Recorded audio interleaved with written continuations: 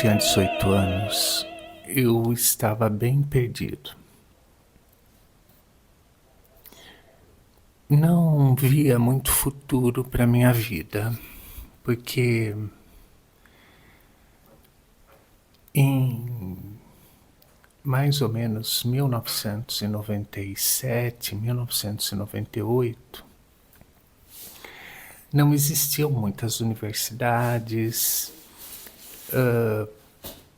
pelo menos aqui no estado de São Paulo, a gente tinha, se não fossem universidades particulares, haviam três opções, né? Que é a USP, Unesp e Unicamp. E os cursos eram muito concorridos. Era um vestibular completamente diferente do que é agora, gente.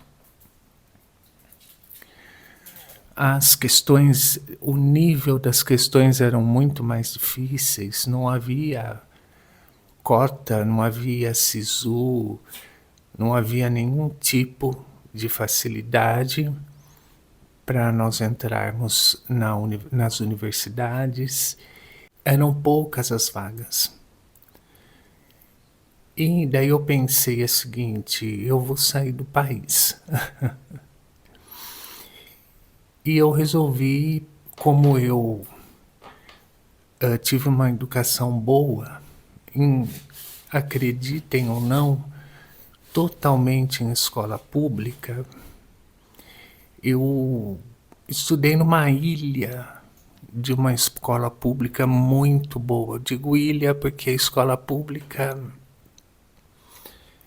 naquela época era muito boa mesmo. Nós tínhamos laboratórios, tínhamos teatro, um teatro grande, legal, bonito e ótimos professores. Mas mesmo assim eu estava com medo, falei assim, não sei. E na verdade eu nunca soube o que eu gostaria de fazer.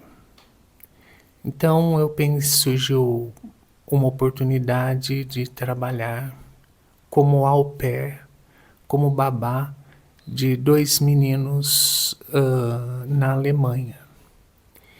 E eu e mais um amigo, nós estávamos estudando alemão naquela época.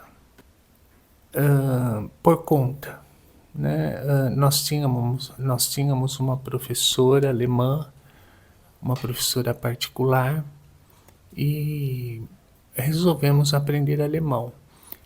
E nessa história de aprender alemão, a nossa professora nos orientou sobre essa chance de trabalhar como au pair.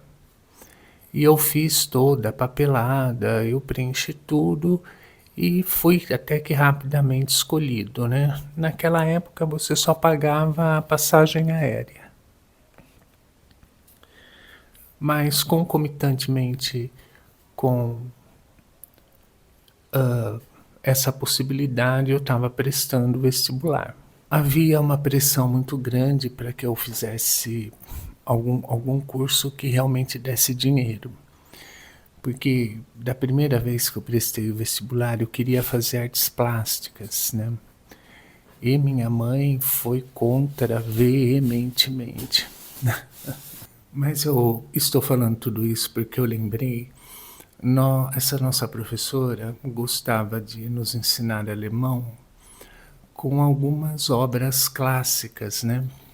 E num determinado dia ela nos apresentou uma obra, que na realidade é uma ópera, chamada Tristão e Isolda.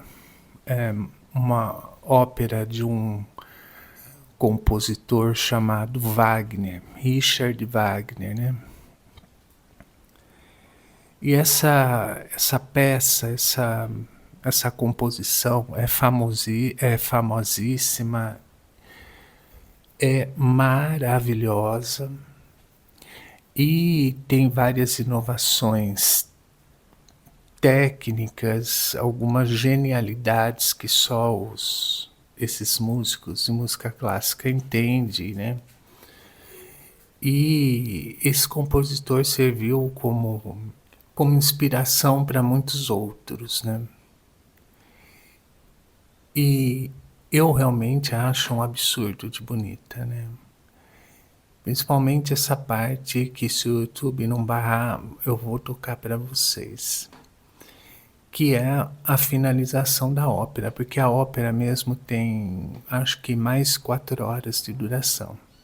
A história de um amor impossível entre uma princesa irlandesa e eu acho que é sobrinho do rei, do sudoeste da Inglaterra, de uma região do sudoeste da Inglaterra que se chama Cornualha. É aquele romantismo absurdo que o alemão inventou, né? E depois o Goethe, ele exacerbou esse tipo de romantismo e que a nossa sociedade até hoje ela tem como inspiração e ideologia, né, do que seria um amor romântico, né. Só que depois de muito tempo, eu fui saber que o Wagner, ele era absurdamente nazista, um babaca perfeito. Ele não viveu durante o nazismo do Hitler, né? Mas ele era ultra simpatizante do nazismo, né? E das ideias todas que o nazismo continha. Inclusive, o próprio Hitler utilizou muito das músicas dele, desse Wagner, para exaltar o nazismo, né?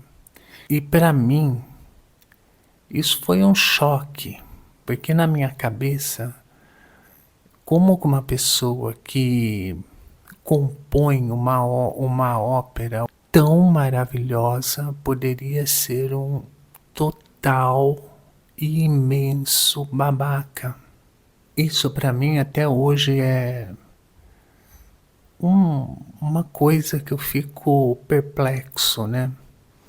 E depois, conforme a gente vai crescendo, a gente vai se instruindo e vendo que outras pessoas que também tinham um dom superior ou fizeram descobertas científicas absurdas, né?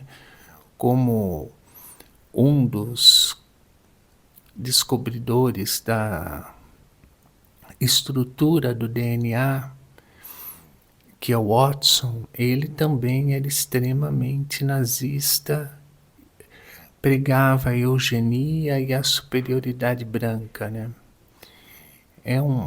Vai entender, né? Como que isso acontece? Como um babaca é usado, como um babaca pode ter esse tipo de dom, né? É quase um sacrilégio, né? Também se falava isso de Mozart, né? Alguns compositores da época, porque o Mozart era muito fanfarrão, fazia umas piadas sem sentido, etc. E eu não lembro qual compositor que era muito católico, fala assim, como Deus fez essa heresia, né? Como Deus deu esse dom para uma pessoa tão, no olhar dele, tão babaca, daquele jeito, né? A gente nunca pode julgar a coisa, né, no presente, porque eu acredito que tudo é uma engrenagem que tende ao bem. Foi uma escolha minha de dar sentido à vida.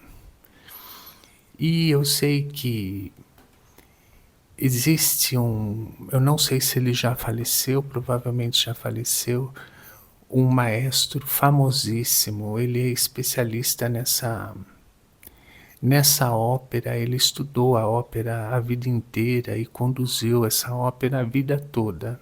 O maestro Herbert von Karajan.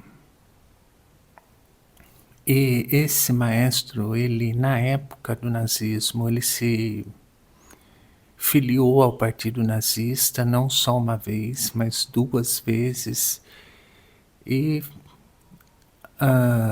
sempre foi julgado por isso, né? Apesar da esposa dele ter por parte, eu não lembro se de pai ou de mãe, uma ascendência judia. Mas eu acho que o desfecho desses dois personagens, né, tanto do Wagner como do Karajan, que é o compositor, que é o maestro, e do Wagner, que é o compositor, teve um desfecho, na minha visão, lindo. Porque eu acho que para mim a melhor versão dessa ópera é com uma artista chamada Jessie Norman. E a Jessie Norman é uma preta típica estadunidense. A última apresentação do Karajan, eu acho que na Ópera Nacional de Viena, se eu não me engano, ele fez questão de ser com ela. E eu acho que não foi à toa, né? Ele apresentou essa obra do Wagner, Tristão e Isolda, e fez questão que fosse com a Jessie Norman, né? E essa parte que eu vou tocar para vocês é a última parte.